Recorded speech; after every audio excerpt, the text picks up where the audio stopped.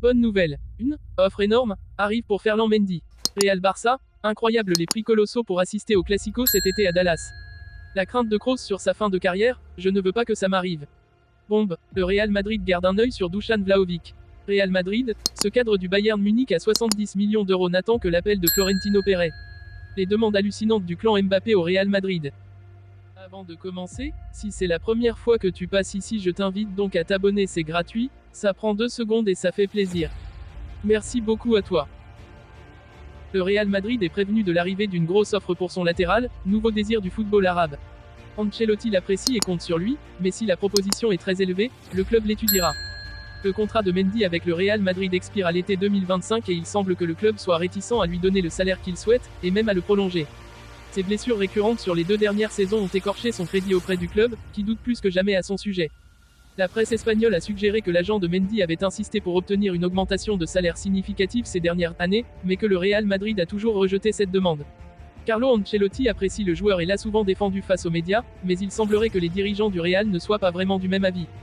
Mendy ayant passé la majeure partie de la saison 2022 à 23 blessés et Fran Garcia étant de retour dans l'effectif du Real Madrid, il ne serait pas choquant de voir le défenseur français quitter le club cet été. Ses dernières performances, même lorsqu'il était en bonne santé, ont été décevantes et le Real Madrid pourrait être enclin à le laisser partir. D'autant que si l'offre dont parle la Cadena Ser est aussi élevée qu'annoncée, le Real Madrid ne se privera pas de l'étudier. Reste, une fois encore, à connaître les intentions du joueur, car ce dernier aura évidemment son mot à dire. Un match amical entre le FC Barcelone et le Real Madrid est prévu à Dallas le 29 juillet prochain dans une enceinte de 80 000 places. Un classico dont les billets se vendent à des prix très élevés, de 205 à 3200 €. Le public américain devra mettre la main à la poche pour assister au classico entre le FC Barcelone et le Real Madrid. Les deux équipes s'affronteront une nouvelle fois en match amical le 29 juillet prochain à l'Allen Stadium d'Arlington, dans la banlieue de Dallas. Comme le souligne AS, les billets pour assister à la rencontre se vendent à des prix très élevés. Un billet moyen à 500 €. À un mois du coup d'envoi, le coût moyen d'une place est ainsi de 500 €, avec une fourchette qui varie de 205 à 3200 € sur la billetterie. Avec une capacité de 80 000 spectateurs, le stade pourrait donc offrir une recette de 40 millions d'euros, estime le quotidien. Les places pour les autres matchs des Madrilènes joués cet été outre-Atlantique seront aussi particulièrement chères, 309 € en moyenne pour la rencontre contre Manchester United, 26, 07, 255 € contre la Juventus, 02, 08, et 180 € contre l'AC Milan, 22, 07. Le Barça affrontera aussi les deux clubs italiens, en plus d'Arsenal. En baisse par rapport au match amical de 2022. Lors de la dernière intersaison, les deux ennemis du football espagnol s'étaient déjà affrontés en match de préparation aux États-Unis, du côté de l'Allegiant Stadium de Las Vegas, avec une victoire Blaugrana, 1-0. La billetterie affichait des tarifs légèrement moins élevés, avec une moyenne à 275 €. 5 ans plus tôt, le Classico disputé à Miami avait vu des places s'arracher à près de 800 € sur le marché noir. Toni Kroos a prolongé son contrat jusqu'en juin 2024, il va donc disputer sa 10e saison avec le Real Madrid. À 33 ans, l'Allemand sait qu'il peut encore jouer un rôle important dans le système de Carlo Ancelotti et que sa présence est essentielle à la croissance du milieu de terrain du futur que le Real Madrid construit depuis un certain temps. Cependant, Toni avoue qu'il souhaite prendre sa retraite, à un très bon niveau, pour que les supporters gardent un bon souvenir de lui. Il y a un ou deux exemples négatifs, du fait de ne pas réussir à quitter le football, de joueurs qui finissent alors qu'ils ne sont plus le joueur que les gens avaient en tête. Je ne veux pas que ça m'arrive, a-t-il déclaré, et pour éviter cela, il a l'intention de prendre sa retraite, à un très bon niveau, ajoute le numéro 8 dans une interview accordée à la chaîne RTL. Le milieu de terrain ne veut pas voir sa carrière s'éteindre sur le banc ou à un niveau qui ne lui permet pas de profiter de minutes sur le terrain. Conscient des exigences du club, Kroos veut se retirer au bon moment, et, si possible, en soulevant un titre. Des adieux bien mérités pour un joueur qui a forgé sa légende au Real Madrid aux côtés de Modric et Casemiro. J'ai le sentiment que cette saison s'est déroulée aussi bien que les 9 dernières à Madrid, alors pourquoi la prochaine ne se passerait pas aussi bien? J'aime toujours le football et j'ai faim de titre, déclare-t-il. Toni Kroos, qui a depuis longtemps pris sa retraite de l'équipe nationale allemande, explique qu'il prend toujours autant de plaisir sur le terrain, ce qui est primordial à ses yeux. Son objectif est de prendre les choses année par année, en analysant soigneusement ses performances à la fin de chaque saison et en étant honnête avec lui-même, mais il y a tout de même fort à parier que cette saison sera sa dernière. Toni Kroos a également avoué que sa femme Jessica avait approuvé sa décision. Ma femme m'a quitté, a-t-il d'abord plaisanté, avant d'ajouter, elle m'a permis de continuer une année de plus. Elle m'a dit, fais ce que je veux. Et c'est ce que j'ai fait. Enfin, le milieu de terrain a raconté une anecdote attachante, mon grand-père m'a écrit et m'a dit, merci de continuer à jouer. Cela m'a donné la chair de poule. Toni Kroos, je veux prendre ma retraite à un très bon niveau, cette saison s'est déroulée aussi bien que les 9 dernières, alors pourquoi la prochaine ne se passerait pas aussi bien?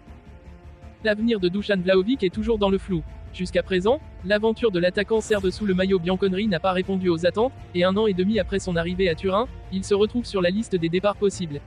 Le Real Madrid est notamment intéressé. Il n'est pas certain que Dusan Vlahovic reste à la Juventus la saison prochaine. Malgré le gros investissement, le joueur n'a pas réellement répondu aux attentes. Évidemment, il n'a pas été aidé par le système de jeu de Massimiliano Allegri, qui ne met pas en valeur ses attaquants. Le numéro 9 bianconero touche peu de ballons et donc ses statistiques sont moyennes. Il est donc possible qu'il quitte le club, d'autant plus qu'il faudra sans doute vendre, sans participation à la Champions League. L'entourage du joueur cherche des solutions, une piste en Espagne a émergé, le Real Madrid. La priorité du Real Madrid est Kylian Mbappé, mais c'est un dossier compliqué. C'est pourquoi Florentino Pérez, comme le rapporte la Cadena Ser, envisage d'autres solutions, dont Dusan Vlahovic. Les Madrilènes cherchent un attaquant mais les pistes sont difficiles, Victor Osimhen est notamment suivi mais Naples demande 150 millions d'euros. L'attaquant de la Juventus semble lui bien plus accessible pour les Madrilènes. Compte tenu de la volonté de la Juventus de le vendre, le Real Madrid espère conclure une transaction inférieure à 100 millions d'euros et, éventuellement, avec un prêt avec droit de rachat. Depuis plusieurs semaines, le nom d'Alphonso Davies est régulièrement associé au Real Madrid, bien que rien de concret n'ait encore émergé dans ce dossier. Selon Marca et Bild, le joueur attendrait l'appel du club madrilène.